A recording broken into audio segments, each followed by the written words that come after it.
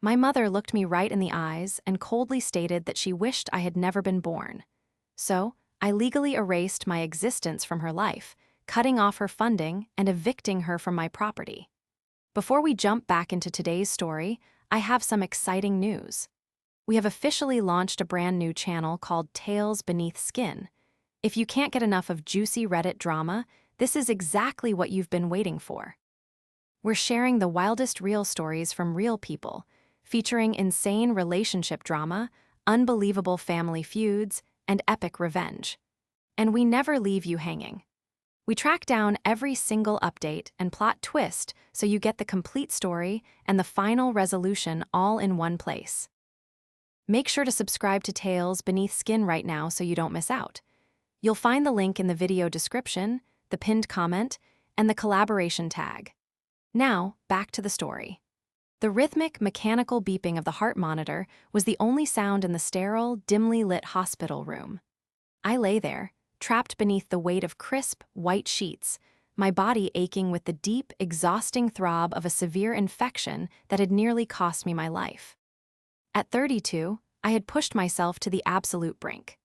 Between managing high-net-worth portfolios at the financial firm and acting as the unofficial, unpaid crisis manager for my family, my immune system had simply surrendered. I stared out the window at the heavy, gray rain beating against the glass, hoping for a moment of peace. Instead, the heavy wooden door to my room swung open with an abrupt, aggressive push. It was my mother, Margaret. She didn't carry flowers. She didn't carry a card. She didn't even wear an expression of mild concern. She walked into the intensive recovery room clutching a sleek leather folder, her designer coat perfectly pressed, her posture rigid with an entitlement that immediately sucked the remaining oxygen from the room. "Hazel," she said. It wasn't a greeting. It was a summons. I tried to adjust myself, wincing as the IV line pulled taut against the bruised skin on the back of my hand. "Mom, you came." "Of course I came," she snapped, pulling a plastic chair closer to the bed. The harsh, fluorescent light caught the severe lines of her face, lines that only ever seemed to deepen when she was displeased with me. "We have an absolute disaster on our hands, and you are unreachable. Do you have any idea how embarrassing it was to call your office and have them tell me you were indisposed?" I swallowed hard, my throat dry and scratchy. "I was in emergency surgery, Mom. I almost went into sepsis." She waved her hand dismissively, brushing past my near-death experience as if I had simply complained about a minor headache. "Yes, well, you're awake now, and Leo needs you." Leo, my 28-year-old brother. The golden child who had never held a job for more than 6 months, whose entire existence was subsidized by my quiet, desperate need to keep the peace. "What has he done now?" I asked, my voice barely above a whisper, the exhaustion already pulling me back down into the mattress. Margaret opened her leather folder, aggressively slapping a stack of printed financial statements onto the rolling tray table that hovered over my bed. "He made a brilliant investment, Hazel, a visionary opportunity, but there was a temporary liquidity issue, and the lenders are being entirely unreasonable. He needs $150,000 to bridge the gap, or they are threatening legal action." I stared at the papers. The numbers blurred together, but the reality was crystal clear. It wasn't an investment. It was another one of his reckless, catastrophic gambles. "Mom," I breathed, closing my eyes. "I don't have $150,000 in liquid cash just sitting around to throw into a furnace. And even if I did, I wouldn't. I'm done. I'm literally in a hospital bed." Her face twisted into a mask of pure, unfiltered fury. She leaned over me, invading my space, her eyes cold and devoid of any maternal warmth. "You are a selfish, ungrateful child. You sit on your wealth, judging us, acting superior, while your own flesh and blood faces ruin. Your brother is brilliant, but you suffocate him because you are jealous." I opened my eyes, staring into hers. "Jealous? I have paid his rent for 3 years. I bought the car he wrecked. I am the only reason either of you has a roof over your heads." Margaret's lips curled into a sneer. The mask was completely gone now. "You have always been difficult. You have always been a burden, demanding gratitude for the bare minimum. You know what, Hazel?" Her voice dropped to a venomous, hissing whisper that echoed over the steady beeping of the monitor. "I wish you were never born. My life would have been infinitely easier if I only had Leo." The words struck me with the physical force of a blow. For 32 years, I had bent over backward, sacrificing my youth, my peace, and my finances to earn a scrap of her affection. In that single, echoing sentence, she erased it all. I looked at the woman who brought me into this world, feeling a profound, terrifying emptiness replace the lifelong ache in my chest.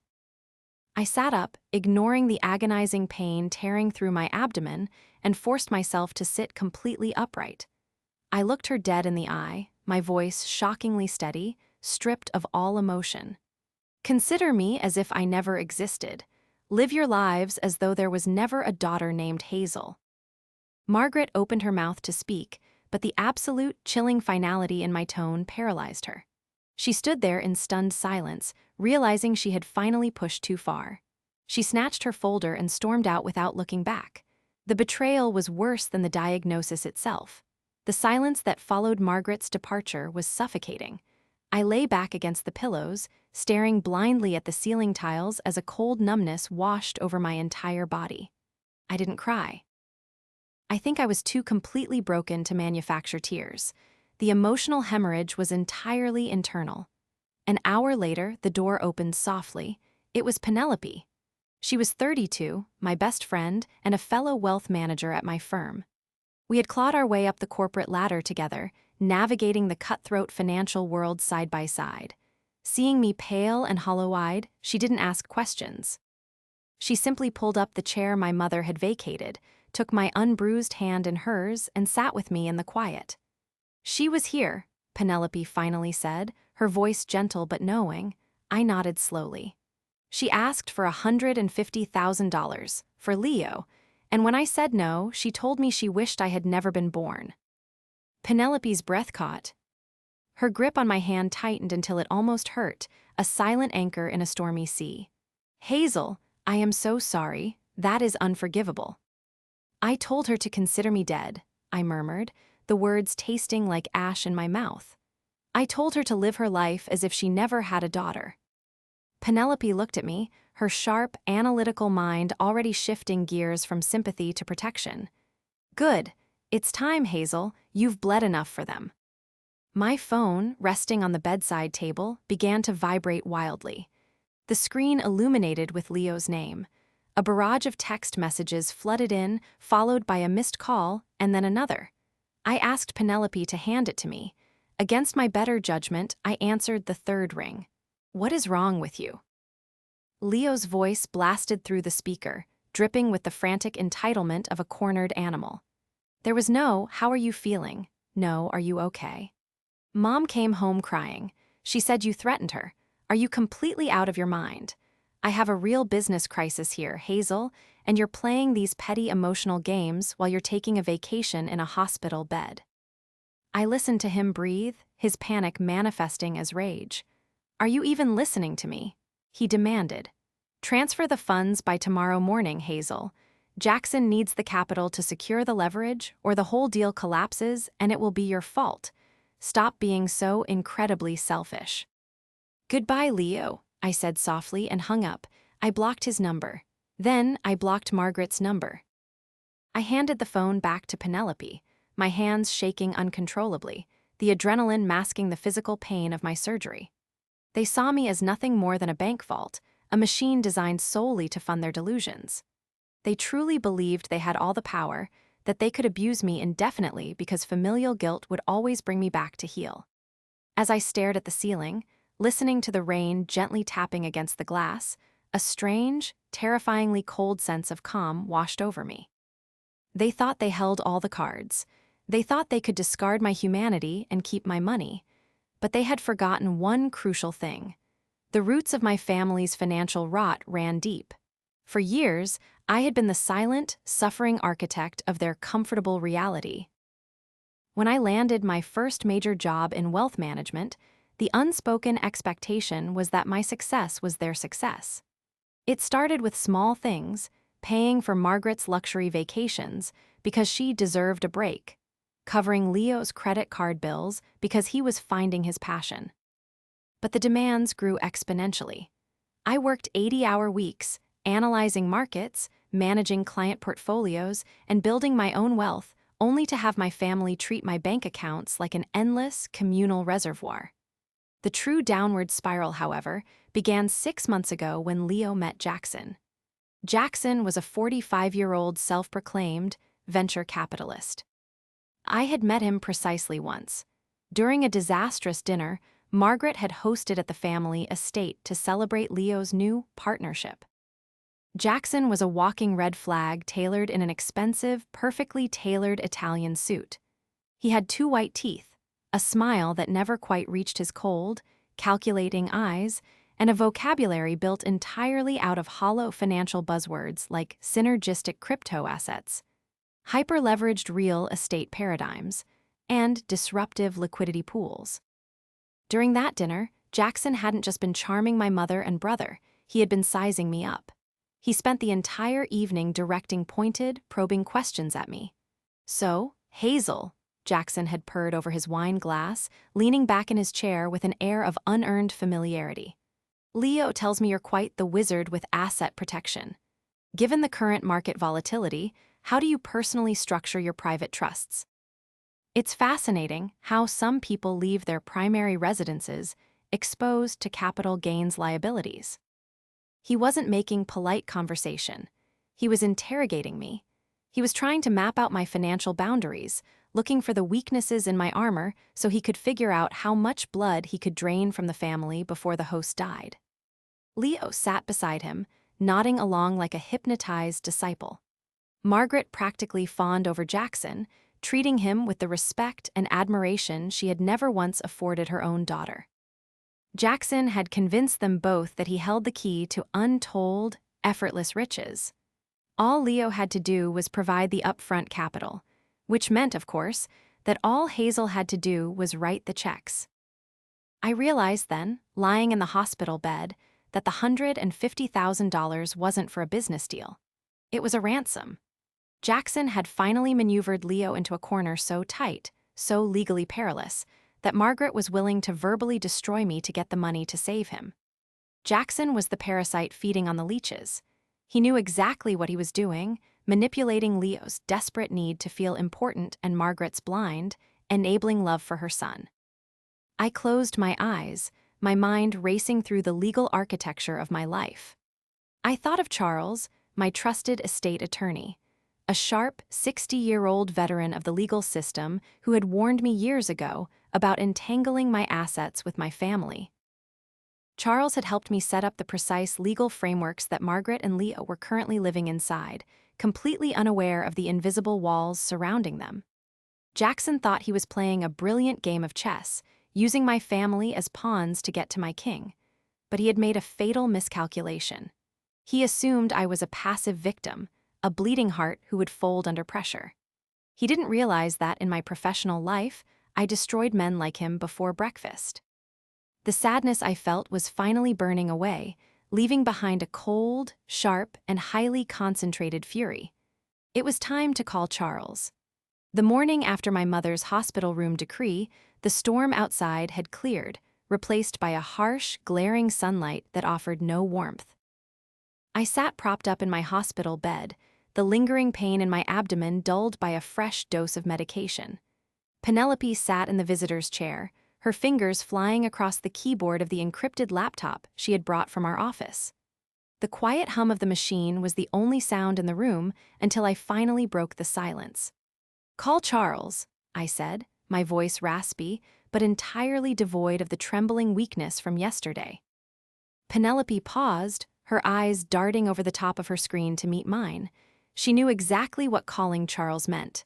She reached into her blazer pocket, pulled out her phone, and dialed his private number, putting it on speaker and resting it on the tray table.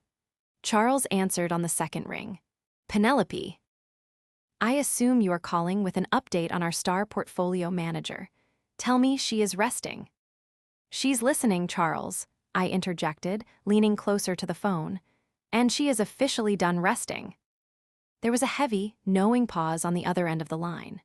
Charles, my estate attorney and the closest thing to a protective father figure I had ever known, exhaled a long breath.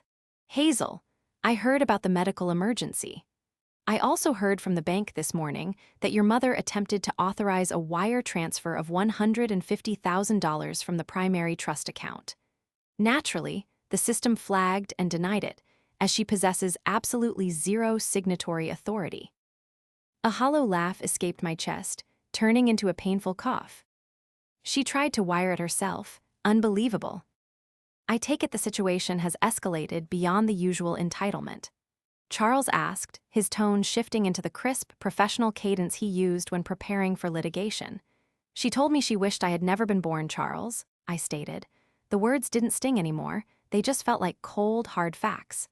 She demanded the money for Leo and Jackson, and when I refused, she severed the relationship. She told me I was a burden, so I am going to grant her wish. I am going to legally and financially cease to exist in her world. Understood, Charles said, and I could hear the rustling of thick parchment paper as he opened my physical file in his mahogany-paneled office across the city. Let us review the reality of their situation, shall we? 5 years ago, when your mother defaulted on 3 consecutive mortgages and the bank was 72 hours away from foreclosing on the family estate, you stepped in. I didn't just step in, I reminded him, the memory of that exhausting financial maneuver flooding back. I bought the debt entirely. We formed Oak and Iron Holdings LLC. I am the sole managing member. I purchased the estate from the bank, effectively becoming their landlord. They pay no rent. I cover the property taxes, the maintenance, and the utilities. Correct, Charles affirmed. And regarding her monthly income, she believes it is a grandfathered trust left by my late grandparents, I explained, outlining the carefully constructed lie I had maintained to protect her fragile ego. In reality, I am the sole administrator of that trust, and it is funded directly by my own post-tax dividend yields. I have subsidized her entire reality. And now we dismantle it, Charles said quietly. What are your immediate orders, Hazel? Draft the eviction notice, the standard 30 days, send it via certified mail to the estate, then completely freeze the trust disbursements. Cut off the credit cards with her name as an authorized user. Cancel the autopay on Leo's vehicle insurance and his cell phone. Every single financial tether tying me to them is to be severed immediately. It will be done by noon, Charles promised. And what about this Jackson character? I looked over at Penelope, who had a fierce, predatory gleam in her eye. She turned her laptop screen toward me. That, I told Charles, is our next project. Jackson is not a venture capitalist. He is a parasite, and I want to know exactly what kind of host he usually feeds on. For the next 4 hours, Penelope and I turned my hospital room into a makeshift forensic accounting war room. We bypassed his slick, buzzword-heavy LinkedIn profile and dug directly into the public registries, Delaware LLC databases, and archived litigation records. Look at this, Penelope murmured, her finger tracing a line of data on the screen. His so-called firm, Apex Zenith Capital, was incorporated 8 months ago. The registered address is a strip mall in Nevada. There are no assets listed, but look at the manager names on the filing. She pulled up a secondary document. He changes the firm name every 2 to 3 years. Before Apex Zenith, he was the managing director of Quantum Horizon Ventures. And before that, Summit Synergy Partners. Run those names through the civil litigation dockets, I instructed, my mind whirring with sharp clarity. 10 minutes later, the screen was flooded with red flags. 3 lawsuits, Penelope announced, her tone grim. 2 in Florida, 1 in California. All settled out of court, all sealed with non-disclosure agreements. But the plaintiff profiles are identical in the public filings. Older, wealthy widows or young, inexperienced inheritors. He isolates them, convinces them to invest in bridge loans for phantom real estate developments, and then the money vanishes into a labyrinth of offshore shell accounts. He's a professional fraudster, I said, a deep sense of validation washing over me. He found Leo, recognized him as an easy, desperate mark, and used him to get to Margaret. He knew Margaret would try to squeeze me for the capital. He's trying to rob me through my own family. What's the play? Penelope asked, closing the final tab. We let them come to me, I said, adjusting the pillows behind my back. They don't know the money is frozen yet. They don't know the eviction is coming. They think I am just being stubborn. When they realize the well is completely dry, they will panic. And when they panic, Jackson will make a mistake. 2 days later, I was formally discharged from the hospital. Charles had arranged for private medical transport to bring me back to my secure, minimalist apartment in the city center. I was still moving slowly, relying on a cane to steady my balance as my core muscles protested every step, but my mind was a fortress of absolute resolve. I had barely been home for 3 hours, having just poured myself a glass of water and settled into the armchair by the window when the intercom buzzed violently. Hazel! The concierge's voice crackled through the speaker, sounding exceptionally stressed. I apologize for the intrusion, but your mother and brother are in the lobby. They are quite agitated, and there is a gentleman with them who is threatening to call the authorities if I do not grant them access. I took a slow sip of water, the cool liquid soothing my dry throat. Send them up, Marcus. It's entirely fine. I didn't change out of my comfortable, oversized cashmere sweater and soft trousers. I didn't try to look intimidating. I didn't need to. I unlocked the front door and left it slightly ajar, returning to my armchair. A moment later, the door flew open, hitting the stopper with a loud, aggressive crack. Margaret marched in first, her face flushed with indignation, holding a stack of declined credit card receipts like a weapon. Leo followed, looking frantic and disheveled, his eyes darting around my pristine apartment as if looking for something to steal. Jackson brought up the rear, stepping inside and purposefully closing the door behind him with a slow, theatrical click. He wore his signature Italian suit, but the polished veneer was beginning to crack, revealing the desperate, aggressive predator beneath. What is the meaning of this? Margaret shrieked, throwing the receipts onto my glass coffee table. They scattered like dead leaves. My card was declined at the country club, declined at the grocery store. And the bank told me the trust disbursement has been permanently halted. Are you trying to publicly humiliate me? You told me to live my life as if you never had a daughter, I replied, my voice steady, my posture relaxed despite the pain radiating through my side. I am simply honoring your request, Margaret. Dead women cannot authorize wire transfers. Dead women cannot fund your lifestyle. Leo stepped forward, his fists clenched at his sides. This isn't a joke, Hazel. Jackson's lenders are demanding the capital by tomorrow. You are literally destroying my life over a petty argument. You need to unfreeze the accounts immediately. Jackson stepped smoothly in front of Leo, raising his hands in a placating, deeply condescending gesture. He looked at me with cold, shark-like eyes. Hazel, let us act like adults here. I understand you have emotional grievances with your family, but intentionally breaching fiduciary responsibilities to leverage personal vendettas is a very dangerous game. You are risking massive tortious interference with my corporate operations. If you do not release the funds, I will be forced to name you in a massive civil suit for damages. I looked at him. I let the silence stretch out, long and uncomfortable, forcing him to stand there in the quiet void of his empty threats. Tortious interference, I repeated softly, tasting the absurdity of the words. I reached over to the side table and picked up a single manila folder Penelope had printed for me. That is a fascinating legal theory, Jackson. Tell me, would you file that lawsuit under Apex Zenith Capital? Or would you prefer to use Quantum Horizon Ventures? Or perhaps Summit Synergy Partners? Jackson's arrogant posture stiffened. The color drained from his face with shocking speed, leaving him looking pale and suddenly very old. I opened the folder, though I had already memorized the contents. I ran a comprehensive forensic audit on your entire existence, Jackson. I know about the 2 out-of-court settlements in Florida. I know about the sealed NDA in California. I know that your registered office is a vacant storefront next to a laundromat in Nevada. there are no lenders. There is no real estate deal. There is only you, running a very tired, very sloppy advance fee scam on my idiot brother to get your hands on my money.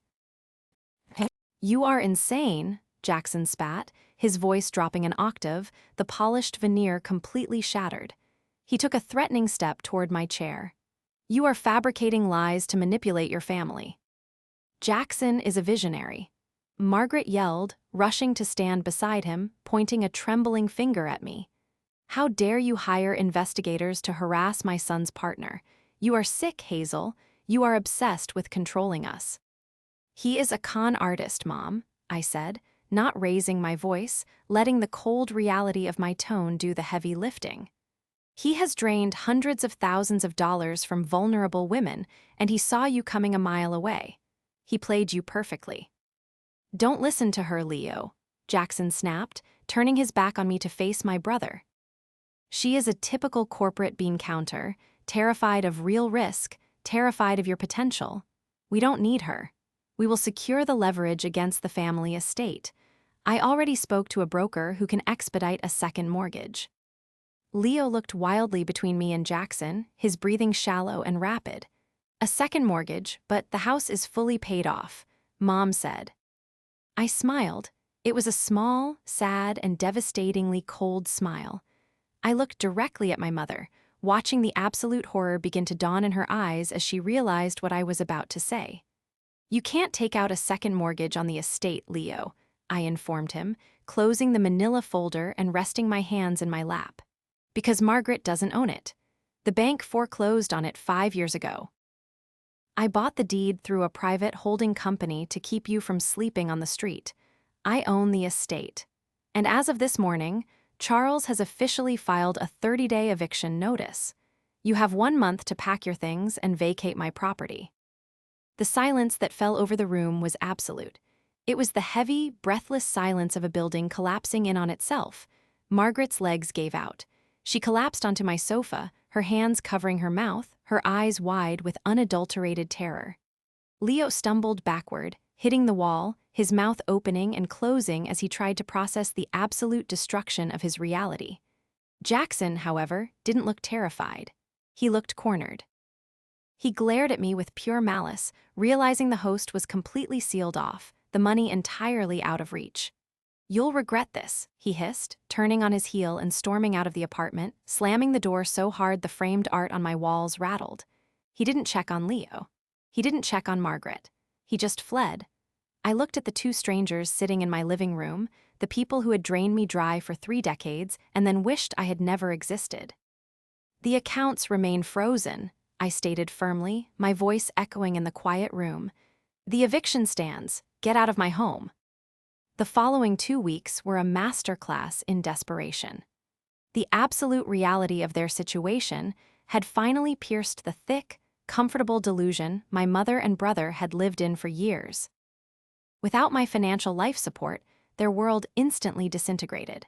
The luxury car Leo drove was promptly repossessed from the driveway of the estate after 3 days of missed payments. Margaret's country club membership was publicly revoked. Their credit scores, previously buoyant solely due to my timely, invisible interventions, began to plummet. Jackson, however, did not disappear entirely. Like a tick deeply embedded in the skin, he tried one last, frantic maneuver to extract blood. He doubled down on his manipulation of Leo. Charles and I sat in his office on a Tuesday afternoon, reviewing the latest developments. Charles had a stack of fresh, damning documents laid out on his heavy oak desk. Jackson is accelerating his timeline, Charles explained, tapping a manicured finger against a legal brief. He realizes you are impenetrable, so he has pivoted to extracting whatever minimal value Leo has left. He convinced your brother to take out a high-interest, predatory personal loan through an unregulated online lender. $30,000. Leo signed the paperwork yesterday. I closed my eyes, a dull ache throbbing in my temples. Even after everything, even after seeing Jackson abandon them in my apartment, Leo was still blinded by the promise of unearned wealth. Where did the money go? I asked, opening my eyes to look at the paperwork.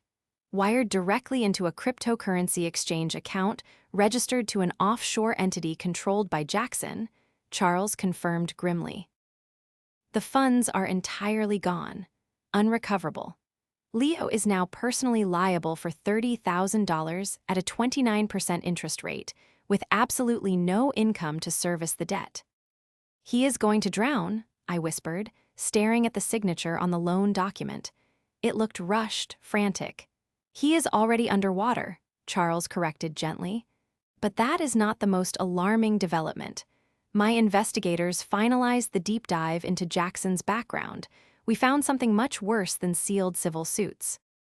Charles slid a heavily redacted police report across the desk.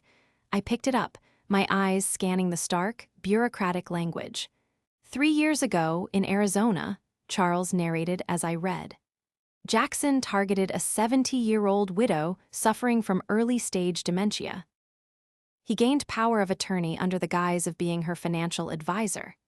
He liquidated her entire retirement portfolio, sold her home out from under her, and left her penniless in a state-run care facility. He was investigated for elder abuse and wire fraud, but he fled the state before an indictment could be formally handed down. He changed his name, formed a new LLC, and started over. My stomach churned with a sickening mixture of rage and disgust. Jackson wasn't just a scammer, he was a predator who specifically hunted the vulnerable. And he had been sitting at my family's dining room table, drinking my wine, plotting to do the exact same thing to us. Does Leo know any of this? I asked, my voice tight. Leo believes Jackson is currently in Dubai, securing the final leverage for their deal, Charles said, his tone laced with dry irony.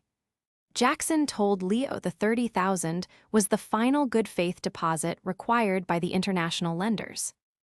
I need to see Leo, I decided instantly, standing up from my chair. I need him to see this, not just to protect him, but to break the spell completely. He needs to face exactly what he chose over his own sister. I didn't invite him to my apartment. I chose neutral ground. I texted Leo the address of a quiet, upscale coffee shop near my office and told him to meet me there at 3 o'clock. I told him it was regarding the eviction. He arrived 20 minutes late, looking completely unrecognizable. The arrogant, entitled golden boy was gone. He looked gaunt, exhausted, and deeply paranoid. He practically collapsed into the chair across from me, glancing nervously around the cafe as if expecting to be ambushed. Are you finally going to call off the lawyers? Leo demanded immediately, his voice cracking, devoid of its usual aggressive bravado. Mom hasn't slept in a week. We are packing boxes, Hazel. Do you have any idea how degrading this is? I had to take the bus here. I didn't offer him coffee. I didn't offer sympathy. I reached into my leather tote bag and pulled out the thick, black binder Charles and Penelope had prepared. I placed it gently on the table between us. I am not calling off the lawyers, Leo, I said calmly. The eviction will proceed. You have 14 days left. But I asked you here because I wanted to show you exactly what you purchased with that $30,000 predatory loan you took out yesterday. Leo flinched violently, his eyes going wide. How? How do you know about that? That was completely confidential.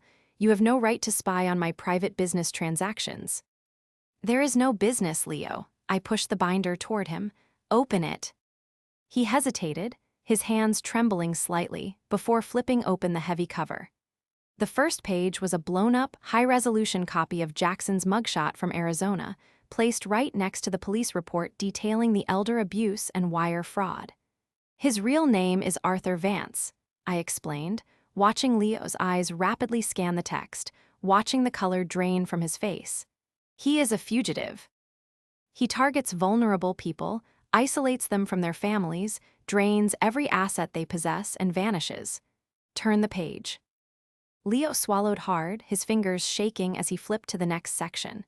It contained the bank records Charles had unearthed, showing the exact path of Leo's $30,000 loan. Your money didn't go to Dubai, Leo, I told him, my voice devoid of pity, acting only as a vessel for the brutal truth. It went to a shell account in the Caymans.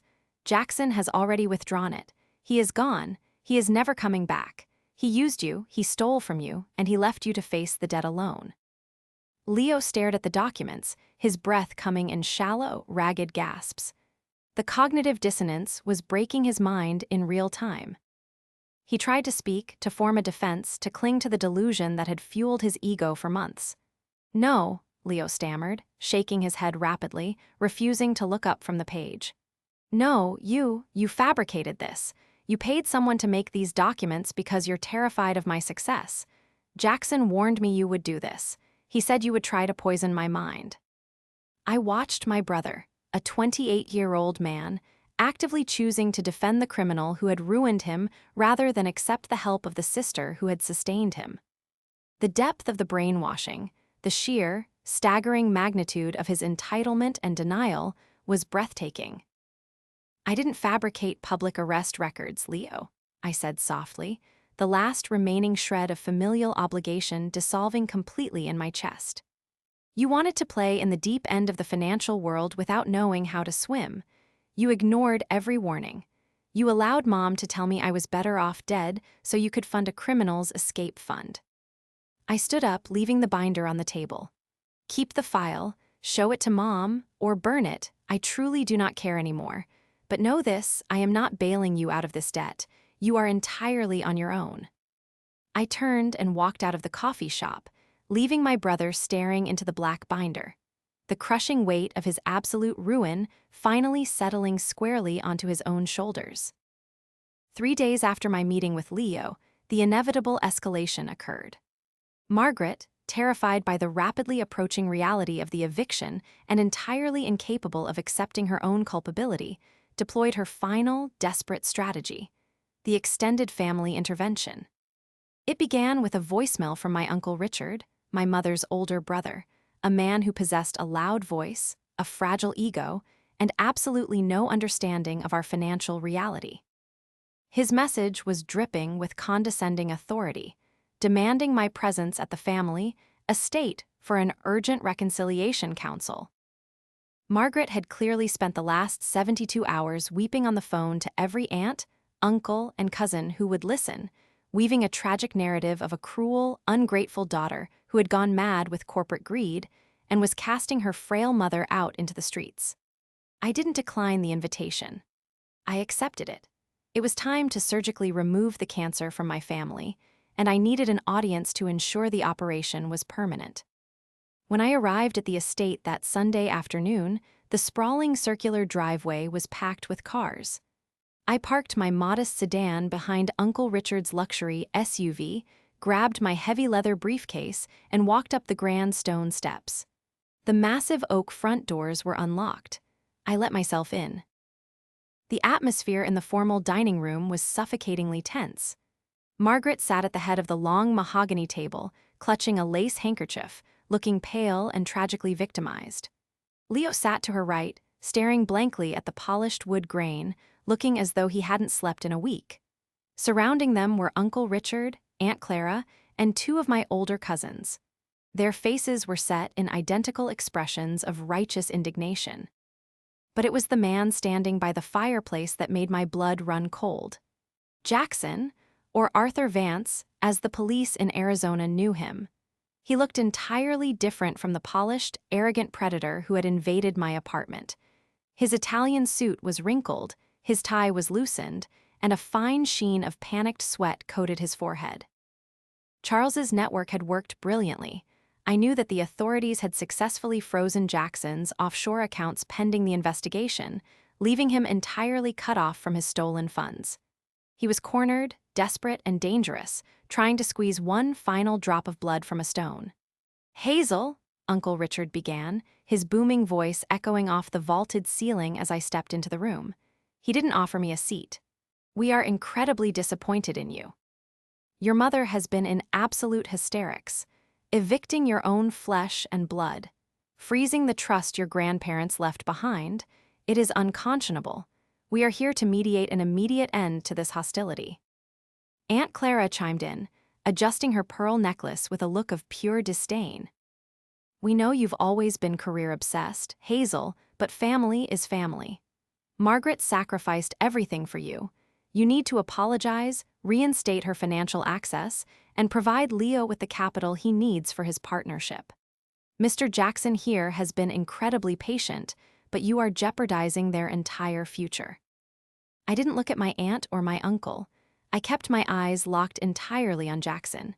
He swallowed hard, trying to manufacture a confident smirk, but his eyes were darting nervously toward the heavy front door. "Is that what she told you?" I asked, my voice dangerously soft, setting my briefcase on the table.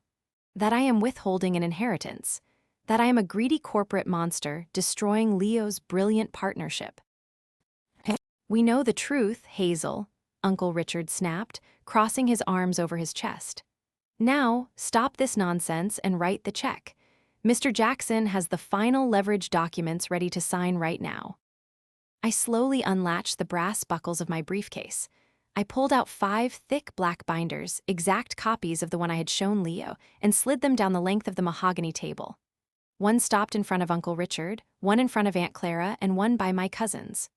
"Open them," I commanded, the absolute authority in my tone leaving no room for argument. Uncle Richard frowned, clearly insulted by my tone, but his curiosity won out. He flipped open the cover. Aunt Clara followed suit. "Let me introduce you to the truth since my mother is entirely incapable of speaking it," I announced, projecting my voice so it filled the entire room. "There is no grandfathered trust. There never was. My grandparents died penniless. For the past decade, I have entirely funded Margaret's luxury lifestyle out of my own personal income. 5 years ago, Margaret defaulted on this estate. The bank foreclosed. I bought the deed from the bank to keep her from being homeless. I am the sole, legal owner of this house. She is a tenant, and she pays 0 rent." That cannot be right," Aunt Clara stammered, staring at the certified property deeds and trust ledgers staring back at her. She looked at Margaret, whose face had drained of all color, her handkerchief trembling in her hands. "Margaret, is this true?" Margaret opened her mouth, but only a pathetic, breathless sob came out. She couldn't deny the stamped, legal documents resting right in front of them. I turned my attention to the man by the fireplace. "And as for the brilliant partnership, allow me to introduce you to Arthur Vance. He is a career con artist, currently wanted in the state of Arizona for elder abuse and multiple counts of felony wire fraud. The police reports, the mugshots, and the sealed civil settlements are in Section 2 of your binders."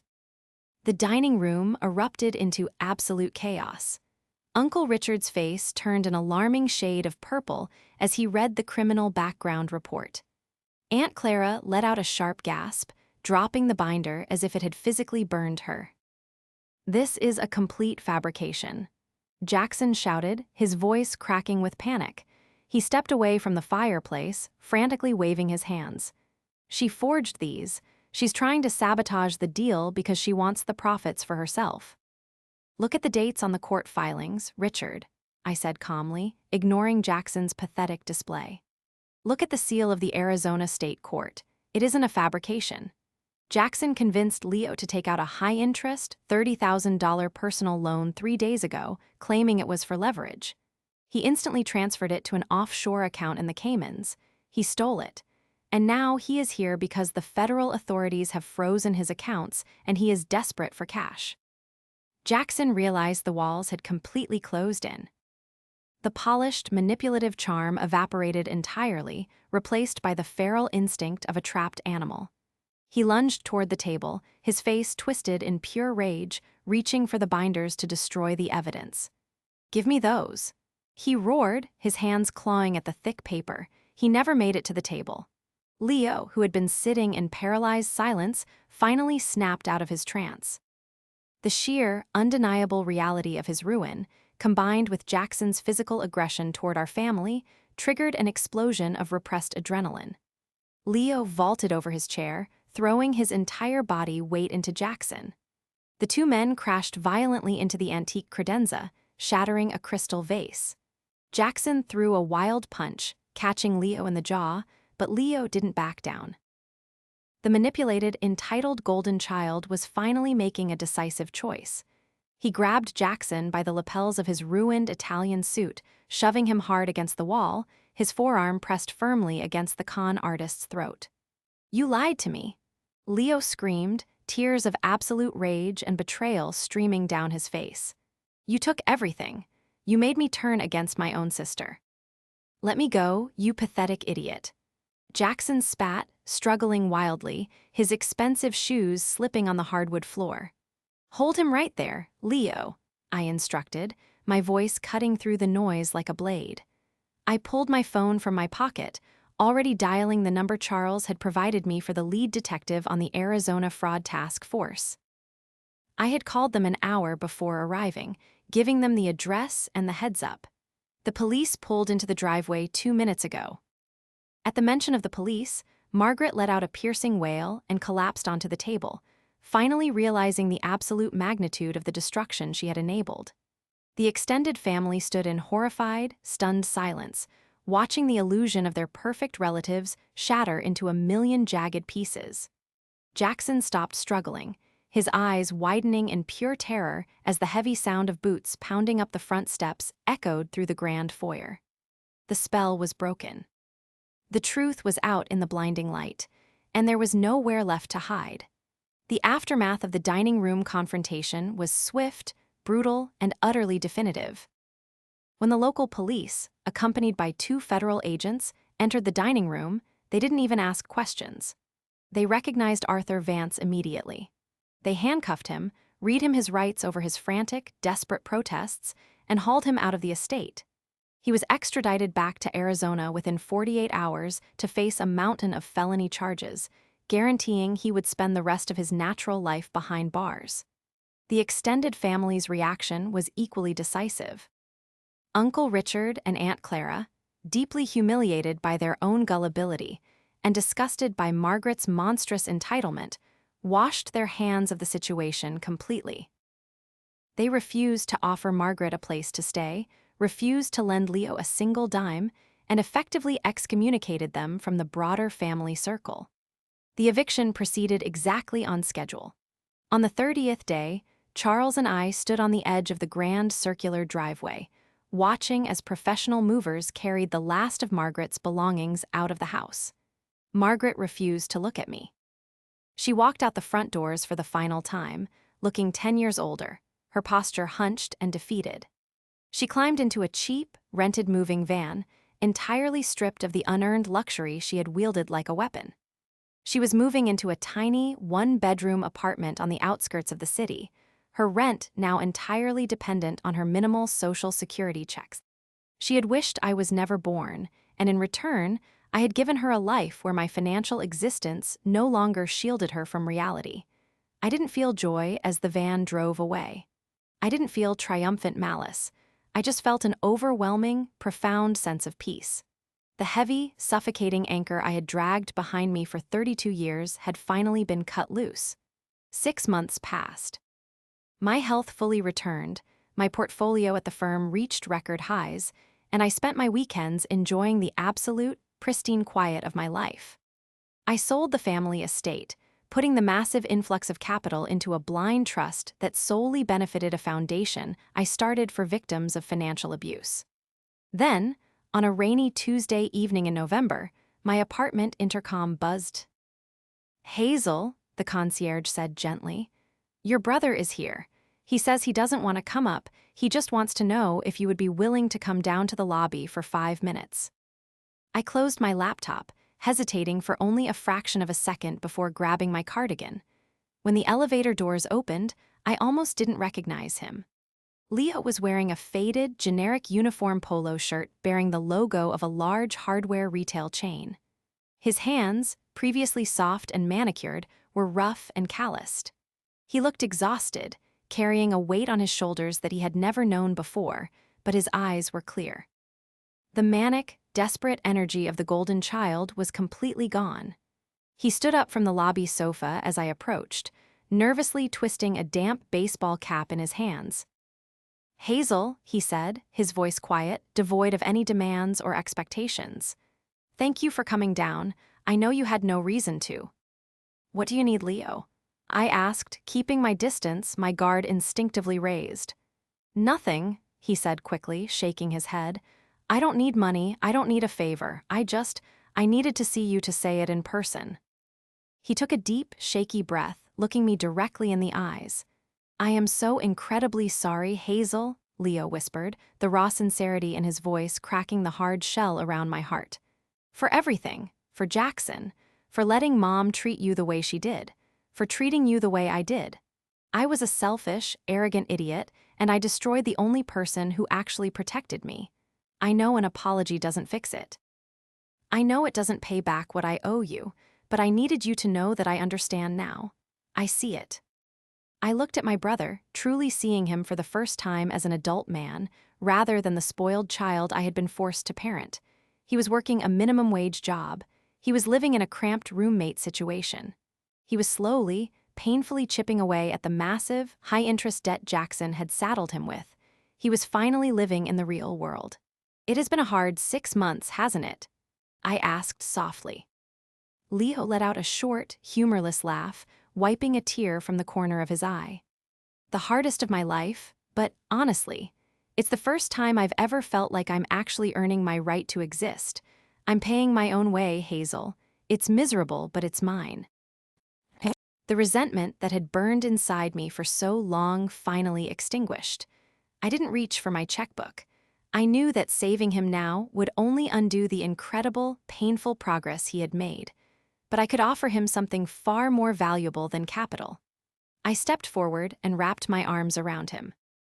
Leo froze for a second before entirely melting into the embrace, burying his face in my shoulder and crying quietly, the heavy, releasing tears of someone who had finally hit rock bottom and survived. I forgive you, Leo, I murmured, holding him tight. Keep working hard, keep proving it to yourself, and when you are completely debt-free on your own merit, we can start over. He pulled back, wiping his face with the back of his hand, a small, genuine smile breaking through his exhaustion. I promise you I will.